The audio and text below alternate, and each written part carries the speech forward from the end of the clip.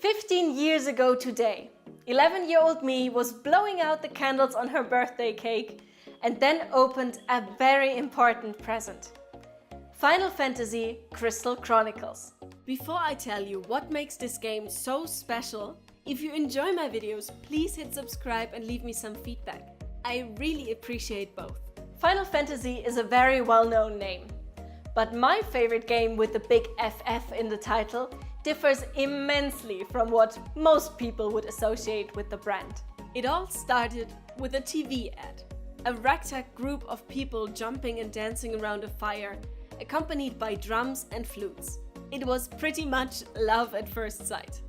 I wasn't a gamer at this point. Yes, I enjoyed Pokemon and we did already have a GameCube, but it was just a small part of my life. Crystal Chronicles changed that completely. And I wouldn't shut up about it for weeks. If I get this, I will never ever ask for anything ever again. Unlike a lot of other girls my age, I really didn't care for Barbie dolls or even a pony. I just wanted this video game. When I finally started it for the first of many times, I was greeted by a long, unskippable cutscene. Great, right? Actually, yes. Mostly because of the song that still gives me goosebumps. The video introduces the world you're about to enter. A world threatened by miasma, and only mysterious crystals can keep it at bay. The problem is they need to be charged regularly, and the necessary substance can only be collected from dangerous places guarded by legions of monsters. Every town sends groups on this dangerous mission to guarantee survival. And that's where you come in. To this day, I think the game was years ahead of its time. The graphics still look good.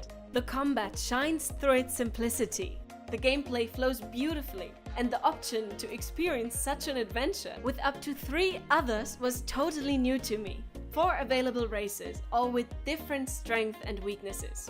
And all I was able to focus on were those wild-looking people called Selkie. I'm going to spare you the details why that name means a lot to me, but I picked them every single time, and believe me, there were a lot of reruns. It sometimes feels like I spent my whole childhood thrashing and bashing monsters to the tune of one of the best soundtracks I've ever had the pleasure to listen to. The music wasn't just an afterthought or something generic you hear in every second fantasy game. On the contrary, most melodies are so atmospheric and distinct that a couple tones are all you need to recognize a location.